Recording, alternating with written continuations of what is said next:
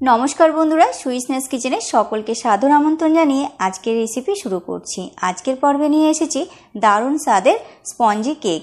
বন্ধুরা, আজকে আমি এই স্পঞ্জি কেক ব্লেন্ডারে তৈরি করব, আর সাথে থাকবে পারফেক্ট স্পঞ্জি কেক বানানোর সিক্রেট টিপস। বন্ধুরা, বাড়িতে থাকা মাত্র একটা ডিম আর সামান্য উপকরণ দিয়েই আমরা কিন্তু ব্লেন্ডারে খুব সহজেই এরকম স্পঞ্জি কেক তৈরি করে নিতে পারি। এই কেক তোমরা লেয়ার্স কেটে আইসিং করে ক্রিম কেকও তৈরি করে নিতে পারো। বন্ধুরা, ব্লেন্ডারে কেক বানানো কিন্তু ভীষণই সহজ, যে কেউ একবার দেখলে খুব সহজে কিন্তু বানিয়ে নিতে পারবে। তো চলো শুরু করা যাক আমাদের আজকের এই ব্লেন্ডারে পারফেক্ট স্পঞ্জি কেক। আশা করছি আজকের রেসিপি সবার কাছে ভীষণ ভালো লাগবে। আর বন্ধুরা, পারফেক্ট ভাবে ব্লেন্ডারে স্পঞ্জি কেক বানানোর জন্য ভিডিওটা অবশ্যই কিন্তু প্রথম থেকে শেষ পর্যন্ত দেখার অনুরোধ রইল। পারফেক্টভাবে স্পঞ্জি কেক বানানোর জন্য সবার প্রথমে আমাদের এখানে লাগবে একটা ব্লেন্ডার জার। তো আমি একটা ব্লেন্ডার জার নিয়ে নিয়েছি। এবার আমি এখানে নিয়ে নিয়েছি হাফ কাপ দুধ। বন্ধুরা, দুধটা আমি গরম করে তারপর ঠান্ডা করে রুম টেম্পারেচারে নিয়ে এসে তারপর নিয়েছি। এখন আমি এর মধ্যে দিয়ে দিচ্ছি 1 কাপ চিনি। বন্ধুরা, আমাদের বাড়িতে যে রেগুলার ব্যবহারের জন্য খোলা দুধ থাকে সেই দুধ কিন্তু এখানে ব্যবহার করা যাবে না, এখানে প্যাকেটের দুধ ব্যবহার করতে হবে। এবার আমি ঢাকনাটা ঢেকে দিলাম। এখন আমি ব্লেন্ডারে খুব ভালো করে চিনিটা দুধের সাথে ব্লেন্ড করে নেব। বন্ধুরা, চিনি যেন গোটা না থাকে, খুব ভালো করে কিন্তু এটা ব্লেন্ড করে নিতে হবে। তো আমি প্রায় 1.5 মিনিট সময় ধরে দুধের সাথে চিনিটা খুব ভালোভাবে মিশিয়ে নিয়েছি। বন্ধুরা, চিনিটা কিন্তু এমনভাবে ব্লেন্ড করতে হবে যাতে দুধের সাথে পুরোপুরি মিশে যায়। তো আমি ভালোভাবে ব্লেন্ড করে নিয়েছি চিনিটা। এখন আমি এর মধ্যে দিয়ে দিচ্ছি একটা ডিম। ডিম যদি ছোট হয় তাহলে তোমরা 3টে ব্যবহার করবে, আর যদি বড় সাইজের ডিমগুলো হয় তাহলে একটা ব্যবহার করবে। তো এখন আমি ডিমগুলো দিয়ে দিলাম। এবার আমি এখানে নিয়ে নিয়েছি 1 টিস্পুন ভ্যানিলা এসেন্স। বন্ধুরা, এটা মার্কেটে অ্যাভেলেবেল, তোমরা খুব ইজিলি এটা পেয়ে যাবে। আর হাতের কাছে যদি না থাকে তোমরা এটা স্কিপ করতে পারো, তবে ভ্যানিলা এসেন্স দিলে কিন্তু কেকের ফ্লেভারটা খুব ভালো আসে। এখন আমি এটা ঢাকনা দিয়ে ঢেকে আবারও ব্লেন্ডারে খুব ভালো করে প্রায় 3 মিনিট মতো আমি এটা ব্লেন্ড করে নেব। প্রায় 3 মিনিট ধরে ব্লেন্ডারে আমি এগুলো ভালো করে ব্লেন্ড করে নিয়েছি। এখন ঢাকনাটা খুলে দিলাম।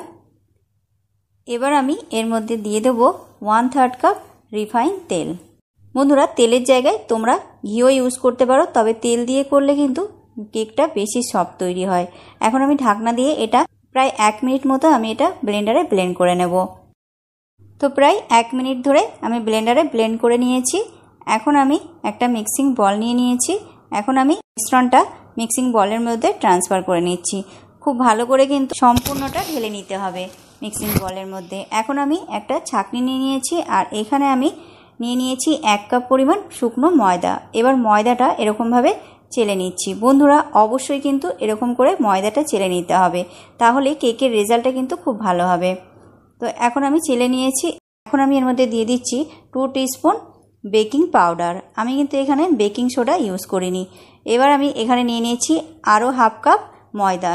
এবার ময়দাটাও ভালো করে আমি আবারও চেলে নিচ্ছি। বন্ধুরা, আমি আগে 1 কাপ ময়দা ব্যবহার করেছি, আর এখন আমি হাফ কাপ ময়দা নিয়ে নিলাম। এবার আমি হুইস্কের সাহায্যে একদম হালকাভাবে খুব ভালো করে কিন্তু এটা সবগুলো উপকরণ মিক্স করে নিতে হবে। বন্ধুরা, একদমই এই সময় একদমই হালকাভাবে আস্তে আস্তে এটা মিক্স করতে হবে। একদমই কিন্তু তাড়াহুড়ো করে মিক্স করা যাবে না, তাহলে কিন্তু ব্যাটারটা নষ্ট হয়ে যাবে। আর মিক্স করার সময় একদিক থেকেই মিক্স করতে হবে, এদিক ওদিক করে কিন্তু মিক্স করা যাবে না, তাহলেও কিন্তু ব্যাটারটা নষ্ট হয়ে যাবে। তো এটা মাথায় রাখতে হবে। এই টিপসটা তোমরা অবশ্যই ফলো করবে। কেক তৈরির সময় এই ব্যাটারটা একদম হালকাভাবে এরকমভাবে মিশিয়ে নিতে হবে ধীরে ধীরে।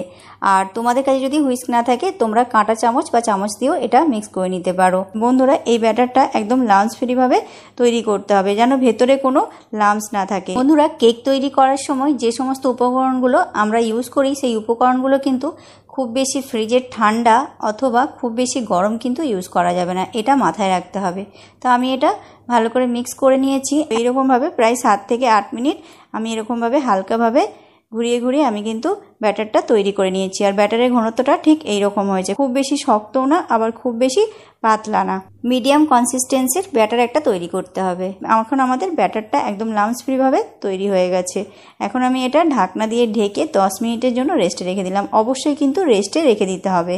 এখন আমি এখানে একটা খাতার পেজ নিয়ে নিয়েছি, আর এখানে একটা কেকের মোল্ড নিয়ে নিয়েছি। এবার মোল্ডটাকে উল্টে দিলাম খাতার পেজের উপরে। এখন আমি একটা পেন দিয়ে এরকমভাবে দাগ কেটে নেব। বন্ধুরা আমাদের হাতের কাছে কিন্তু অনেক সময় বাটার পেপার থাকে না, তো বাটার পেপারের জায়গায় আমরা এরকমভাবে খাতার পেজকে এরকমভাবে দাগ দিয়ে এরকমভাবে গোল করে মোল্ডের সাইজে কিন্তু কেটে নিতে পারি। তাহলে বাটার পেপারের কাজটা কিন্তু আমরা এরকমভাবে করে নিতে পারি। তা যদি বাটার পেপার থাকে তাহলে বাটার পেপার ইউজ করো তোমরা। তো আমাদের কাছে বাটার পেপার নেই, তাই আমরা এরকমভাবে খাতার পেজটা কেটে নিলাম সাইজ মতো। এখন আমি কেকের মোল্ডের ওপরে দিয়ে দিচ্ছি সামান্য একটু রিফাইন তেল। এবার খুব ভালো করে মোল্ডটাকে অয়েল ব্রাশ করে নিতে হবে, যাতে আমরা খুব ভালো করে কেকটাকে মোল্ড আউট করে নিতে পারি। তো খুব ভালো করে কিন্তু এই অয়েল ব্রাশটা করে নিতে হবে কেক টিনটায়। তো আমার অয়েল ব্রাশ করা হয়ে গেছে। এখন আমি যে খাতার পেজটা কেটে রেখেছিলাম সেটা আমি দিয়ে দিলাম। এটাও আমি খুব ভালো করে অয়েল ব্রাশ করে নেব। তো মোল্ডটা খুব ভালো করে অয়েল ব্রাশ করে নিয়েছি। এখন আমাদের মোল্ডটা রেডি। এবার 10 মিনিট হয়ে গেছে, ঢাকনাটা খুলে দিলাম। ব্যাটারটা আমাদের কতটা ফুলে গেছে তোমরা দেখতেই পাচ্ছ। এখন আমি একটু চামচে করে একটু নাড়াচাড়া করে নিচ্ছি। ব্যাটারটা কিন্তু খুব সুন্দরভাবে লাম্পস ফ্রিভাবে তৈরি হয়েছে, আর ব্যাটারের ঘনত্বটা এরকমই হবে, খুব বেশি নরম না আবার খুব বেশি শক্ত না। এখন আমি ব্যাটারটা কেক টিনের মধ্যে ঢেলে দেব। বন্ধুরা ঢালার সময় কিন্তু একটু ওপর থেকে ঢালবে, কারণ ভেতরে বাতাস থেকে যেতে পারে। তো তার জন্য একটু ওপর থেকে আমি ঢেলে নিলাম, আর এরকমভাবে একটু হালকাভাবে আমি ট্যাপ করে নিচ্ছি, যাতে ভেতরে যদি বাতাস থাকে তাহলে এটা বেরিয়ে যাবে। ভেতরে যদি বাতাস থাকে বন্ধুরা তাহলে কিন্তু কেকটা বড় বড় ছিদ্র তৈরি হয়ে যাবে। তাই অবশ্যই কিন্তু এরকম হালকাভাবে ট্যাপ করে নিতে হবে।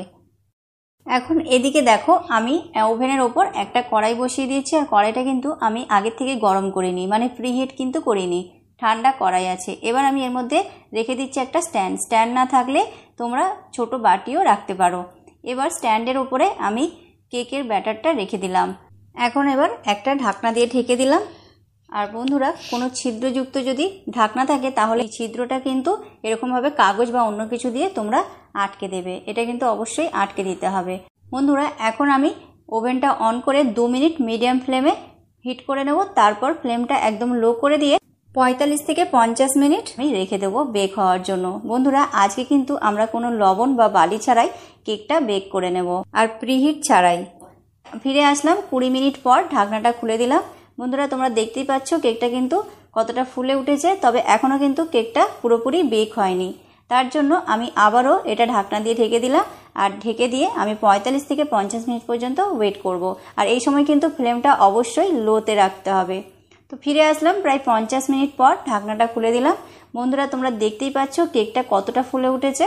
এখন এবার একটা টুথপিক নিয়ে একটু চেক করে নিচ্ছি কেকটা হয়েছে কিনা। একটু কিন্তু টুথপিকের গায়ে কিন্তু একটু লেগে যাচ্ছে না, তার মানে কেকটা আমাদের খুব ভালোভাবে বেক হয়ে গেছে। আর কেক চেক করার সময় সবসময় মাঝখানে এরমভাবে চেক করবে বন্ধুরা, সাইড থেকে কিন্তু বোঝা যাবে না।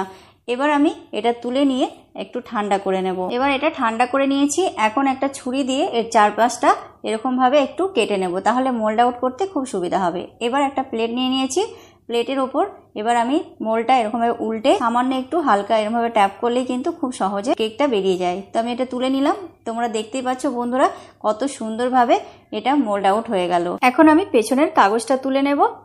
পেছনটাও খুব সুন্দর বেক হয়েছে, তোমরা দেখতেই পাচ্ছ বন্ধুরা কতটা জালিদার হয়েছে আর কতটা নরম হয়েছে। আমি এরমভাবে একটু প্রেস করে দেখাচ্ছি, তোমরা দেখতে পাচ্ছ কতটা স্পঞ্জি আর কতটা সফট তৈরি হয়েছে কেকটা। তো আমাদের কেকটা কিন্তু একদম তৈরি করা কমপ্লিট হয়ে গেছে।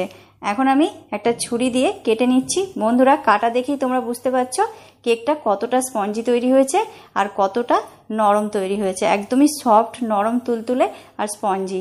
বন্ধুরা এরকমভাবে কিন্তু আমরা খুব সহজে বাড়িতে থাকা উপকরণ দিয়ে এরকম ব্লেন্ডারে খুব সহজভাবে এরকম পারফেক্ট স্পঞ্জি কেক তৈরি করে নিতে পারি। আর একটা কথা, কেক তৈরির সময় কিন্তু মেজারমেন্টটা অবশ্যই খেয়াল করবে। মেজারমেন্ট কাপ না থাকলে চায়ের কাপ অথবা ছোট বাটি নিয়ে তোমরা মেপে নেবে। কেক তৈরির সময় সঠিক পরিমাপ না হলে কিন্তু কেক কিন্তু ভালো হবে না। বন্ধুরা এইরকমভাবে টিপসগুলো ফলো করে একদম সঠিক মাপ সহ যদি তোমরা কেক তৈরি করো তাহলে তোমাদের কেকও ব্লেন্ডারে খুব সহজে একদম পারফেক্ট নো ফেল এরকম স্পঞ্জি কেক তৈরি হবে। তো বন্ধুরা তৈরি হয়ে গেল আমাদের আজকের এই ব্লেন্ডারে নরম পারফেক্ট স্পঞ্জি কেক। আজকের রেসিপি কেমন লাগলো তোমরা অবশ্যই কমেন্টের মাধ্যমে জানিও। আর রেসিপিটা ভালো লাগলে ভিডিওটি লাইক কমেন্ট শেয়ার করে চ্যানেলটি সাবস্ক্রাইব করে পাশে থাকার অনুরোধ রইল। তো আজ এই পর্যন্ত, আজ এখানেই বিদায় নেব। আবারও দেখা হবে আগামী পর্বে নতুন একটা ভিডিও নিয়ে। তো ততক্ষণ পর্যন্ত তোমরা খুব ভালো থেকো, সুস্থ থেকো। Tata, bye bye.